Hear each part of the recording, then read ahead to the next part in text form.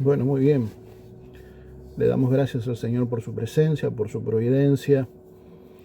Bendecimos el nombre de nuestro Señor Jesucristo. Saludamos a nuestros afectos, a nuestros hermanos.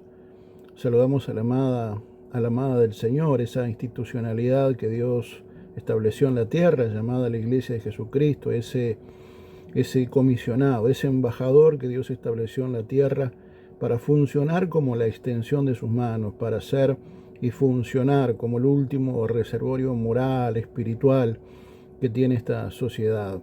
Bendecimos esa institucionalidad que necesita cada vez más vestirse de blanco en un mundo cada vez más corrupto, cada vez más intensamente corrupto, cada vez más vorazmente inmoral, en donde cada vez más queda en evidencia que a lo bueno llaman malo y a lo malo llaman bueno.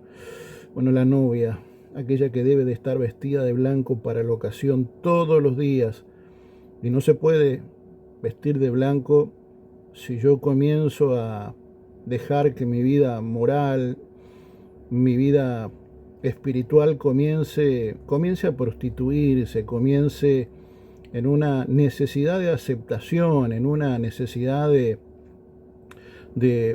bueno, de no ser estigmatizado, de no ser rechazado, de ser calumniado muchas veces, de ser inquirido como un ser anacrónico.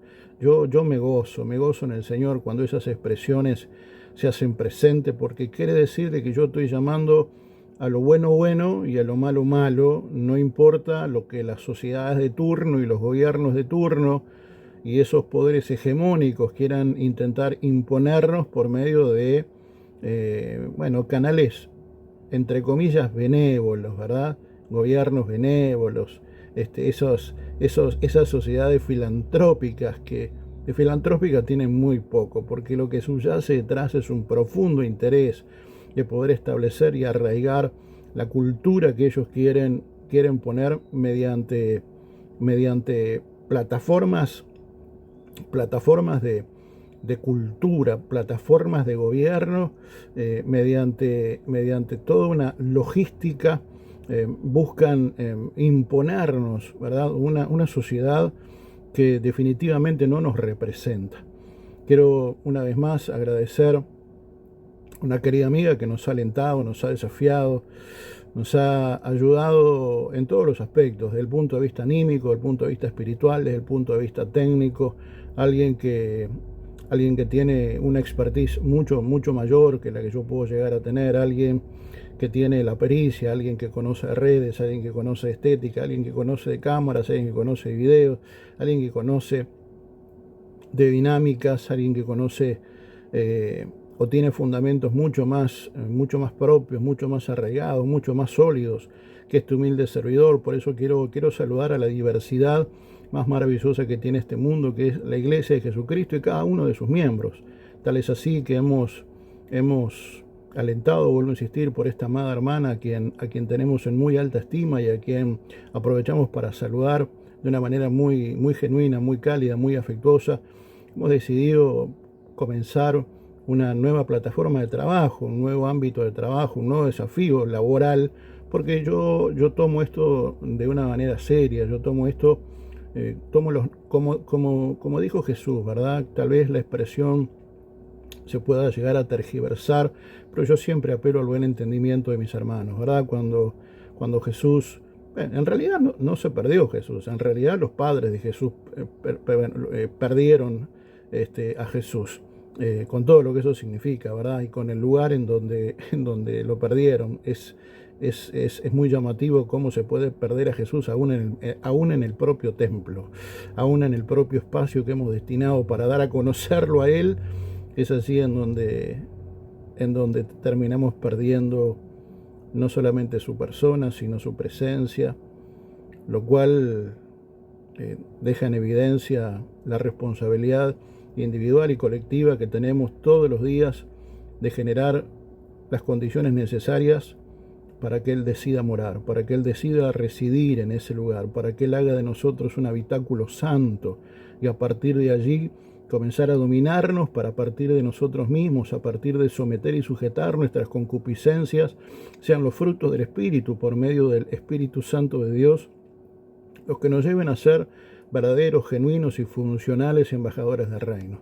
Hoy iniciamos esta serie de devocionales. Hoy, por ser la primera vez, les ruego puedan tener misericordia de mí, más allá de que los que me conocen saben que si hay un poder del cual yo carezco actualmente, es del poder de síntesis.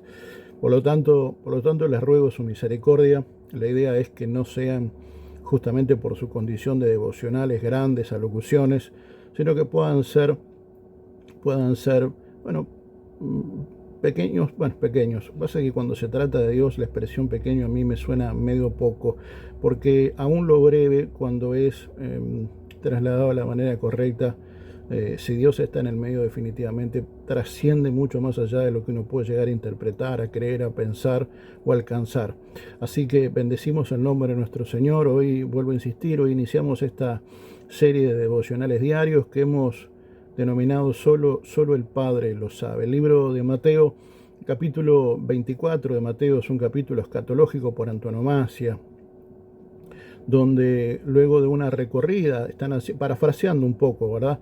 El capítulo 24, que es un capítulo riquísimo, es un capítulo muy amplio, es un capítulo muy desafiante,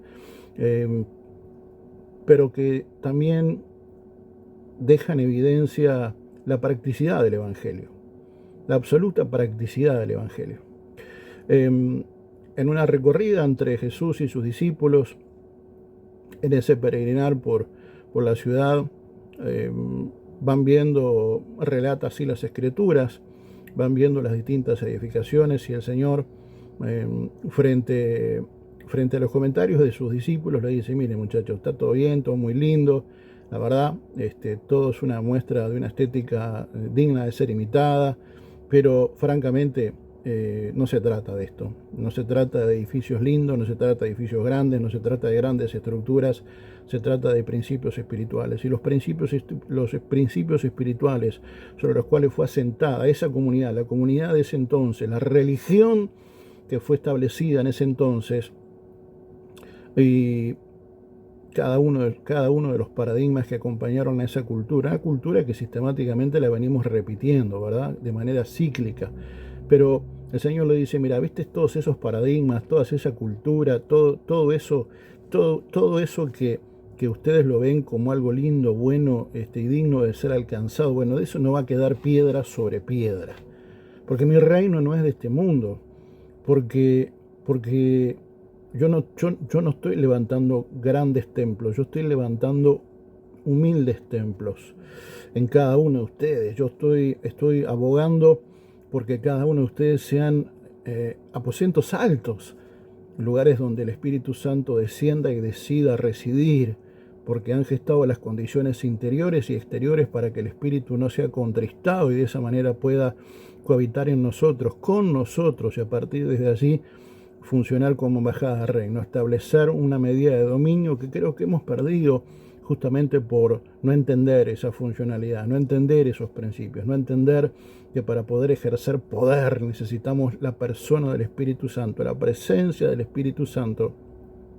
Y cuando la presencia del Espíritu Santo habita en nosotros decididamente, nuestras capacidades, Claudio no podía estar ausente de este primer vivo, para variar. Él siempre quiere acompañarnos. Yo, por supuesto, lo rechazo de manera tajante, pero bueno, él insiste. Nuestro Señor está invitándonos a entender que no se trata de estructuras, y yo no estoy haciendo una apología de, como es para Dios, vamos a hacerlo así nomás, atémosla con alambre, ¿verdad? Hay una suerte de cultura de atémosla con alambre, lo cual claramente no va en consonancia con lo que Dios espera de nosotros. Una vida atada con alambre no es una vida que vaya en consonancia con lo que Dios espera de nosotros. Dios lo que espera son cimientos sólidos, pero uno debe de entender y debe de terminar de interpretar que más allá de lo estético, hay principios que son mucho más fundacionales, mucho más fundamentales. Hay cimientos que necesitan ser establecidos, hay principios que necesitan ser manifiestos, y esos principios no tienen nada que ver con lo estético, créanme. Yo hace mucho tiempo fui parte de una comunidad en donde, intentando derribar esos paradigmas, ¿no? Esa suerte de religiosidad que a veces subyace en nuestras comunidades, ¿no? Porque, claro, pasamos de, pasamos de vencer y doblegar la cultura de lo atamos con alambre a hacer nuestro mayor esfuerzo e invertir en lo mejor porque lo mejor es para Dios. Y por allí de alguna manera se intentó convencerme de que había que hacer eso porque lo mejor era para Dios.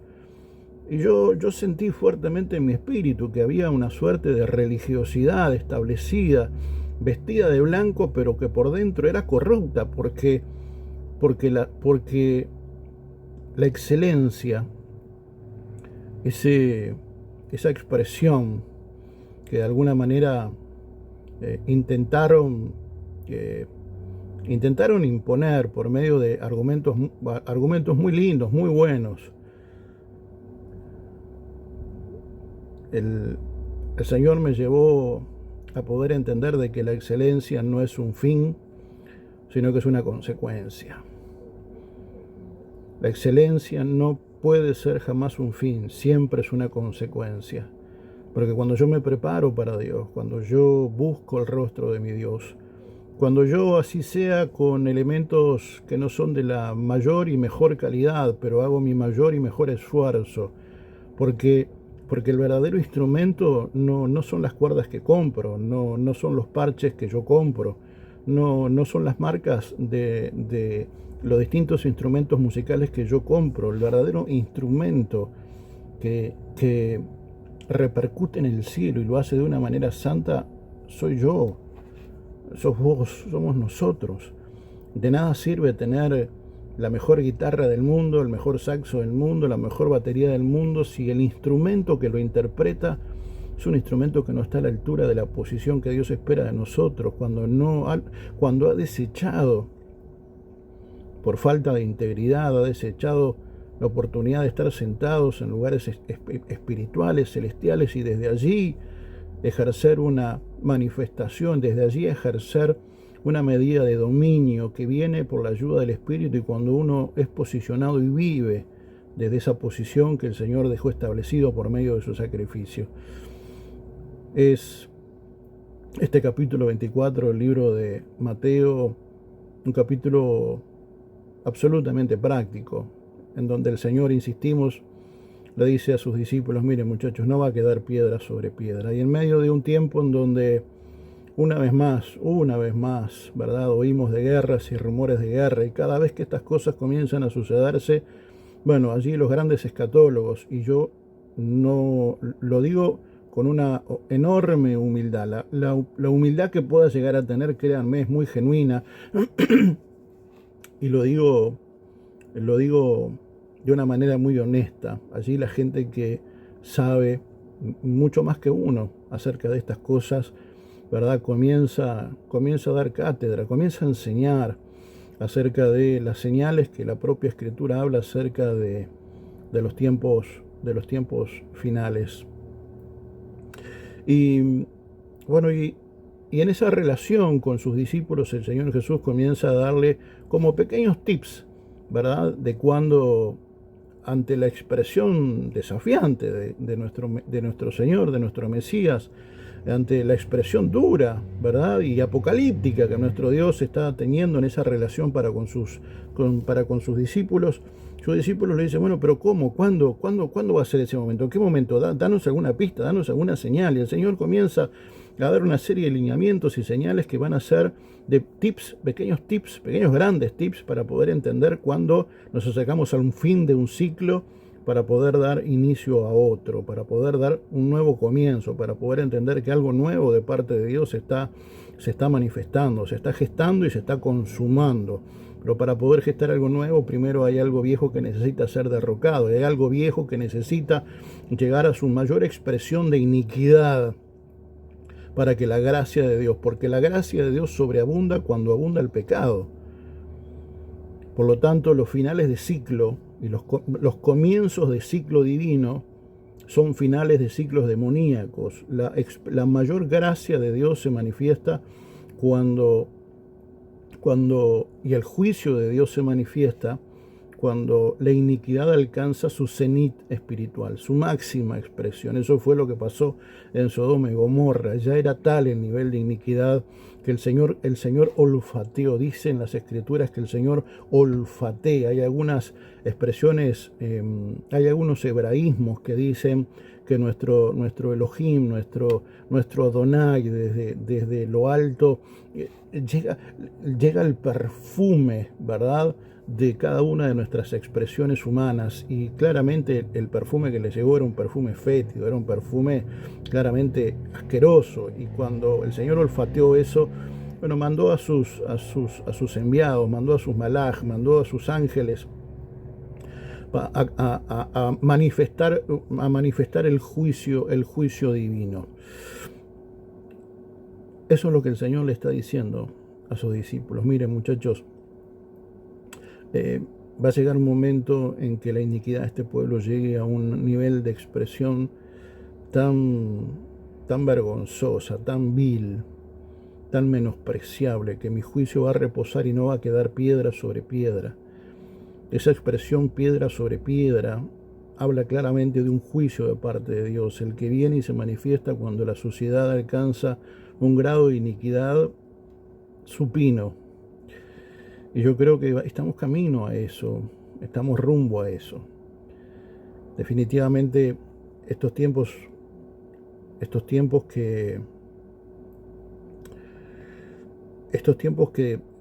manifiestan de manera triste guerras y rumores de guerra son un escenario muy propicio para que esa riqueza que la Iglesia tiene a partir de esos grandes escatólogos, de esos grandes maestros que han estudiado, que han invertido tiempo en dar a conocer, ¿verdad?, esas señales, dar a conocer todos esos tips, que tienen la capacidad, que han tenido la iluminación divina, la revelación, y en la revelación, la iluminación, para poder establecer esos hilos de conexión y poder ir viendo cómo se va desarrollando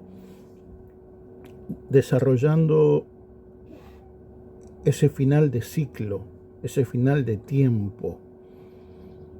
Y para el ser humano, cada vez que se enfrenta a estas cosas, yo no sé por qué, pero cada vez que nos enfrentamos a este tipo de escenarios es como que comienza a subyacer en nosotros una especie de miedo, una búsqueda de la santidad, una búsqueda del rostro de Dios, una búsqueda de Dios como nunca antes, un ejercicio de santidad como seguramente no lo hemos hecho en otros tiempos. Y la pregunta es, ¿por qué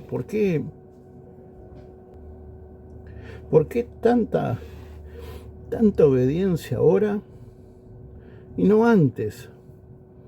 ¿Por qué es necesario esperar a que se den este tipo de señales, a que se manifiesten este tipo de realidades, para poder conducirnos como debemos conducirnos todos los días? ¿Cuál es la diferencia? ¿O será que en realidad nuestro Dios no es Elohim, sino que es el miedo? ¿Qué es lo que nos lleva realmente a establecer un vínculo correcto con nuestro Abba? ¿Cuál es nuestra mayor motivación? ¿Por qué no lo hacemos todos los días? ¿Por qué tener que esperar a un momento límite para poder hacer lo que debimos hacer siempre? Y ya vemos que esto no es algo que pase ahora. Esto es algo que se viene repitiendo a lo largo de la historia, pues yo vuelvo a insistir, la vida es cíclica. Por eso la Escritura dice, no hay nada nuevo bajo el sol. ¿Qué es lo que ha sido? ¿Lo que será? ¿Qué es lo que será? Lo que ya ha sido. ¿Por qué Ezequiel habla acerca de la rueda de la creación? ¿Por qué tenemos un primavera, verano, otoño, invierno, primavera, verano, otoño, invierno, primavera? Eso no da la idea de que la propia vida da testimonio de los ciclos de la vida. Por lo tanto, este escenario es un escenario que se viene repitiendo a lo largo de la historia. Por lo tanto, este tipo de escenarios se han venido sucediendo y desarrollando permanentemente. Y permanentemente buena parte del pueblo de Dios, por alguna extraña razón, ha esperado o ha buscado a Dios de la manera que debió hacerlo siempre, pero a partir del miedo, a partir de estos tips, como que bueno, es como cuando llega el carnet en diciembre y ahí y llegás con X cantidad de bajas y bueno, allí apretamos las clavijas. ¿Cómo que allí apretamos las clavijas? Pero hubieron 5 boletines antes. ¿Por qué no empezamos antes a ver el boletín y empezar a trabajar sobre eso? Libro de Mateo, quiero que me acompañes. Capítulo 24. Vamos a leer desde el 36 en adelante. Dice, pero acerca de aquel día y hora, nadie sabe, ni los ángeles de los cielos, ni el Hijo, sino solo el Padre. Porque como los días de Noé, así será la venida del Hijo del Hombre. Porque como en aquellos días antes del diluvio, estaban comiendo y bebiendo, casándose y dándose en casamiento, hasta el día en que Noé entró en el arca, y no entendieron hasta que el diluvio llegó y se los llevó a todos. Así también será la venida del Hijo del Hombre. Entonces estarán 2 en el campo, uno es tomado y el otro es dejado. 2 están moliendo en el molino, una es tomada y la otra es dejada. Velad, porque no sabéis en cuál día viene vuestro Señor.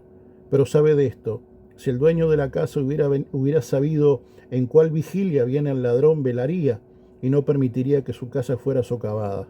Por esto vosotros también estad preparados, porque el Hijo del Hombre viene a la hora que no pensáis. El capítulo continúa, el texto continúa y el relato continúa.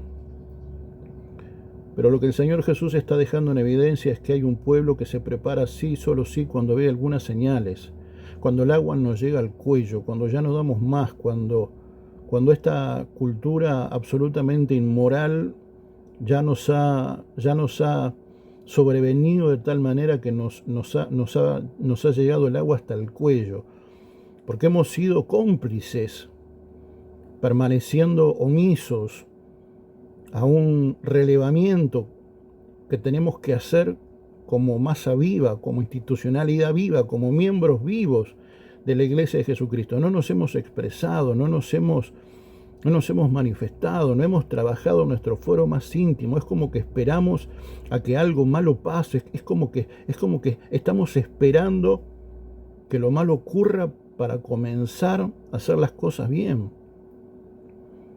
Y lo que el Señor está diciendo es, muchachos, es que no van a saber. Es que no van a saber.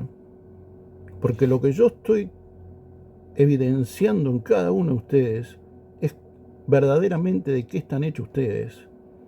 Y si ustedes me buscan solamente cuando tienen señales de que yo estoy por hacer algo portentoso, bueno, lo que están hablando es de que yo no soy su Dios, sino que lo que existe detrás, lo que subyace detrás de esta vana relación que tenemos para con Él, es un miedo, es una irreverencia, es una tomada de pelo. No hemos entendido que Dios nos ha dejado tips para poder ser entendidos en los tiempos como la tribu de Isaacar, pero no podemos vivir permanentemente en función de las señales, sino en función de la relación. Así como la excelencia no es un fin, es una consecuencia, porque cuando yo busco a Dios, amo a Dios, cuando yo tengo amores con Dios, es inevitable que la excelencia llegue. De la misma manera, cuando yo tengo una relación de amores con Dios, cuando yo tengo ese rasgo de desnudez y apelo a la adultez, porque cuando tenemos amores con nuestra amada, cuando tenemos amores con nuestro amado, no lo hacemos vestidos, lo hacemos desnudos, en ese vencer la vergüenza, en ese exponernos por completo. Y ese es el tipo de vínculo que Dios espera. Ese es el tipo de relación que Dios quiere. ¿Por qué creen ustedes que al principio Adán y Eva estaban desnudos y no sentían vergüenza? Porque vivían en una relación, no solamente entre ellos, sino para con su Elohim, que hacía que no tuvieran vergüenza, que hacía que no tuvieran que vestirse, porque ellos estaban en un tiempo de amores para con su Dios. Ellos estaban en una consonancia, en una sintonía para con el Eterno, que hacía que así estuvieran desnudos, ellos se disfrutaban el uno al otro, no solamente entre hombre y mujer, sino entre mortales y su Dios. Pero hoy nuestra adultez nos ha llevado a vivir niveles de hipocresía, con todo respeto, que creo que debemos de reflexionar altamente. Porque a pesar de ser adultos, en nuestro relacionamiento con Dios seguimos siendo infantes. Y no desde el punto de vista, no necesariamente desde el punto de vista espiritual, sino desde el punto de vista de la integridad. Porque nuestra integridad dice que tenemos muchas ropas, muchos peros, muchas excusas, pero no tenemos un relacionamiento claro, digno. No tenemos una relación con Dios que va más allá de lo que pueda llegar a pasar. Porque nuestra relación muchas veces es en función de cómo a mí me vaya, en función de lo que esté pasando, en función de si llueve o no llueve, de si hay sol, si no hay sol, en función de si hay guerras, rumores de guerra, entonces sí me preparo. No, hay que prepararse todos los días, porque todos los días es un tiempo de amores para con nuestro Dios. Por eso yo quiero animarte a poder interpretar la vida que Dios quiere establecer en nosotros, a poder interpretar cuál es la relación que Dios espera de nosotros. No es una relación fundamentada en las casuísticas de la vida. No es una relación que Dios espera que fundamentemos en función de las señales que la vida nos da necesariamente, sino que debe de haber en nosotros algo más visceral.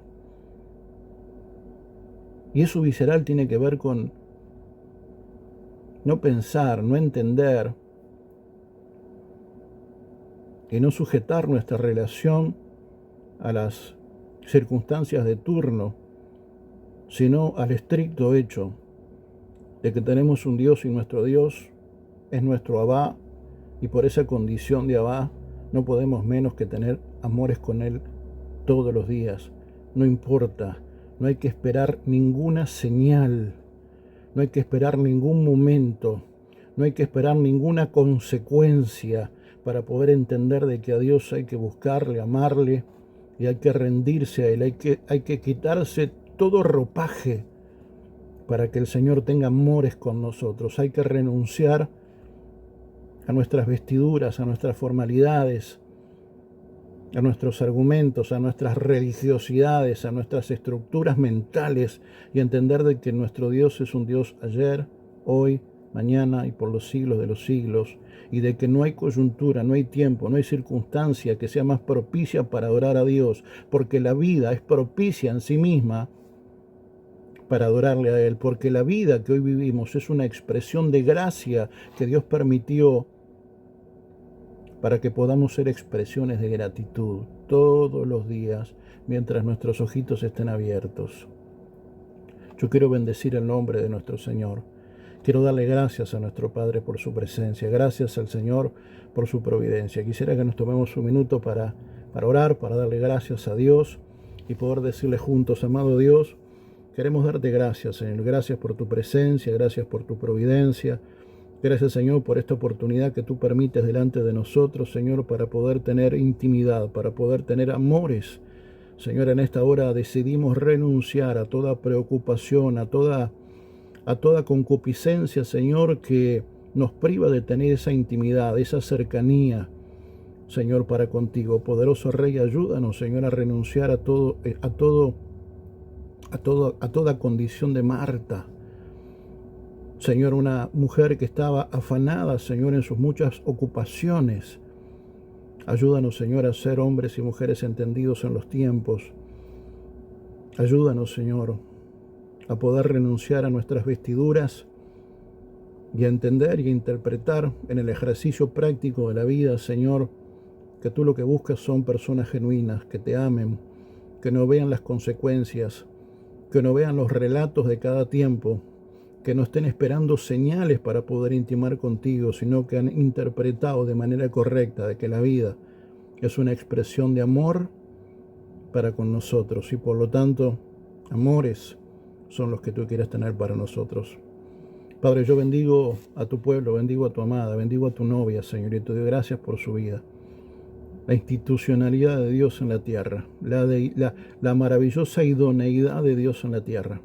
Amada Iglesia de Jesucristo, el Padre bendiga tu vida, bendiga tu ministerio, bendiga tu salud física, mental, espiritual, bendiga tu casa, bendiga tu simiente, bendiga la obra de tus manos. Sea bendito el nombre de Jesús en cada expresión de tu vida y su nombre sea manifiesto y glorificado para la gloria y honra de nuestro Señor Jesucristo y para beneficio de su pueblo. Te bendigo, Iglesia. Shalom, shalom.